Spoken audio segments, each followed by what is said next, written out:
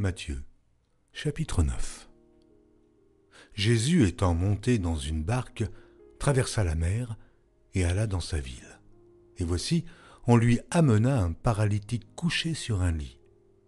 Jésus, voyant leur foi, dit au paralytique : « Prends courage, mon enfant, tes péchés te sont pardonnés. » Sur quoi, quelques scribes dirent au dedans d'eux : « Cet homme blasphème. » Et Jésus, connaissant leurs pensées, dit : « Pourquoi avez-vous de mauvaises pensées dans vos cœurs ? Car lequel est le plus aisé de dire : tes péchés sont pardonnés, ou de dire : lève-toi et marche ? Or, afin que vous sachiez que le Fils de l'homme a sur la terre le pouvoir de pardonner les péchés, lève-toi, dit-il au paralytique, prends ton lit et va dans ta maison. Et il se leva et s'en alla dans sa maison. Quand la foule vit cela, elle fut saisie de crainte, et elle glorifia Dieu qui a donné aux hommes un tel pouvoir. De là, étant allé plus loin, Jésus vit un homme assis au lieu des péages qui s'appelait Matthieu. Il lui dit : « Suis-moi. » Cet homme se leva et le suivit. Comme Jésus était à table dans la maison, voici, beaucoup de publicains et de gens de mauvaise vie vinrent se mettre à table avec lui et avec ses disciples. Les pharisiens virent cela, et ils dirent à ses disciples : « Pourquoi votre maître mange-t-il avec les publicains et les gens de mauvaise vie ?» Ce que Jésus ayant entendu, il dit : « Ce ne sont pas ceux qui se portent bien qui ont besoin de médecins, mais les malades. Allez, et apprenez ce que signifie « Je prends plaisir à la miséricorde et non au sacrifice, car je ne suis pas venu appeler des justes, mais des pécheurs. » Alors les disciples de Jean vinrent auprès de Jésus et dirent : « Pourquoi nous et les pharisiens jeûnons-nous, tandis que tes disciples ne jeûnent point ?» Jésus leur répondit : « Les amis de l'époux peuvent-ils s'affliger pendant que l'époux est avec eux ? Les jours viendront où l'époux leur sera enlevé, et alors ils jeûneront. Personne ne met une pièce de drap neuf à un vieil habit, car elle emporterait une partie de l'habit, et la déchirure serait pire. On ne met pas non plus du vin nouveau dans de vieilles outres, autrement les outres se rompent, et le vin se répand, et les outres sont perdues.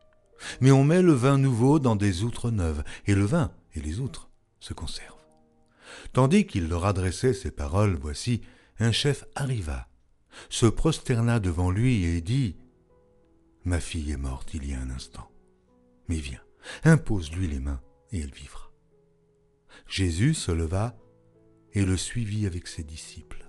Et voici, une femme atteinte d'une perte de sang depuis 12 ans s'approcha par derrière et toucha le bord de son vêtement, car elle disait en elle-même : « Oh, si je puis seulement toucher son vêtement, je serai guéri. » Jésus se retourna et dit en la voyant : « Prends courage, ma fille, ta foi t'a guérie. » Et cette femme fut guérie à l'heure même. Lorsque Jésus fut arrivé à la maison du chef et qu'il vit les joueurs de flûte et la foule bruyante, il leur dit : « Retirez-vous, car la jeune fille n'est pas morte, mais elle dort. » Et il se moquait de lui. Quand la foule eut été renvoyée, il entra, prit la main de la jeune fille, et la jeune fille se leva. Le bruit s'en répandit dans toute la contrée. Étant parti de là, Jésus fut suivi par 2 aveugles qui criaient : « Aie pitié de nous, fils de David !» Lorsqu'il fut arrivé à la maison, les aveugles s'approchèrent de lui et Jésus leur dit : « Croyez-vous que je puisse faire cela ? » « Oui, Seigneur, lui répondirent-ils. Alors il leur toucha leurs yeux en disant : « Qu'il vous soit fait selon votre foi. » Et leurs yeux s'ouvrirent. Jésus leur fit cette recommandation sévère : « Prenez garde, que personne ne le sache. » Mais dès qu'ils furent sortis, ils répandirent sa renommée dans tout le pays.